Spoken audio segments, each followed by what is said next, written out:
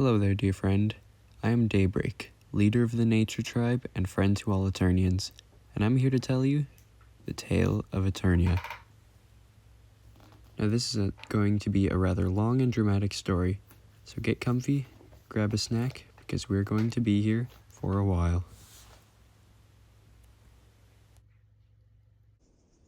The creation of Eternia all began with the Eternia crystal. This mysterious and powerful crystal contained the power to create and destroy worlds and life itself. Upon creating the land of Eternia, the crystal became unstable and shattered into several small gems. These gems were scattered across the newly formed land and lay dormant for centuries. Time passed, over and over again, days went by, but still nothing. That was, until one fateful day. A tribe of people known as the Eternians stumbled across these crystals way out in the far lands. Upon first inspection, they realized that these stones had strong magical power emanating from them. Power like that could make them stronger than anything in all the land of Eternia, and they became greedy, wanting all the power for themselves. So, they pulled out their swords and fought a long and violent war, lasting centuries and centuries.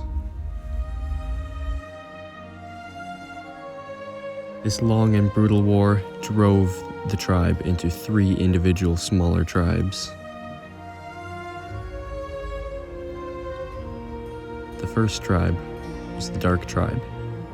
They gathered resources and dug deep into the earth, boring tunnels and creating mine shafts into what we now know as the mines.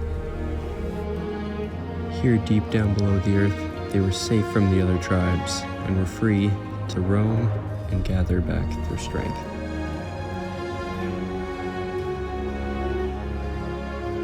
The key advantage to living deep beneath the earth was, of course, the ore. The Dark Tribe was able to mine valuable ores and create stronger weapons and better technology than the other tribes, giving them a technological advantage.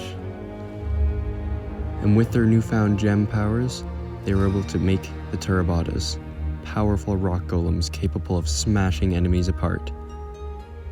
These rock golems protect the mines even to this day. The Light Tribe ventured far out into the far ends of Eternia, searching for a place to refuge. And a place to refuge they found, for they found a high pillar in the sky where they could create the climbing tower. With the power of the gems, they gave themselves the ability to climb, which they believed would give them the total physical advantage over the other tribes, and therefore, the total fighting advantage.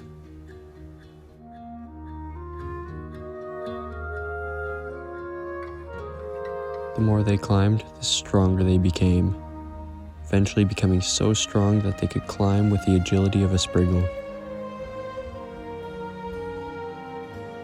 Another advantage of living high in the sky was the ability to see the other tribes' armies approaching, giving them time to prepare their own for a counterattack. The third tribe was the Outcast. With no gems to their name, they fled to the far ends of Eternia and created the camps, a safe refuge for them, where they could build what little strength they could without the power of gems. They developed hebios weapons, finely crafted weaponry with merely a fraction of the power of the Dark Tribe's weapons. As the war raged on, the Light and Dark Tribes grew stronger and stronger. Wars were long and fought hard, but the Outcasts fell behind. If nothing changed soon, they would surely fall for good and dissipate off the face of Eternia. However, one day, fate took a turn for the better, as an Outcast member was chopping a great old redwood tree. They discovered powerful gems, just as they had seen centuries ago, buried deep within the old trunk. They immediately pondered. They wondered what to do with the power of these gems, and they decided that balance was the best option. They harnessed the power of nature and decided that the only way for everyone to live in peace was to end this war once and for all. So they created the goteras, strong, powerful wooden beasts that guarded the entrance to the camps and gathered, creating an army capable of fighting back against the Light and Dark tribes. This meant that the newly named Nature Tribe would finally stand a chance against the Light and Dark tribes. The Light and Dark tribes saw this as a challenge and took to war with the goteras and the Nature Tribe. But they were surprised by the power that they saw and fled, deciding that there was different action to be taken. So one fateful day, the three tribes gathered, and they talked about peace. For the first time in centuries, three tribes united as one, all with one common goal: coexisting in peace and keeping Eternia as one, united. That is, unless something were to instigate another war. And that is it, my friend. The Tale of Eternia.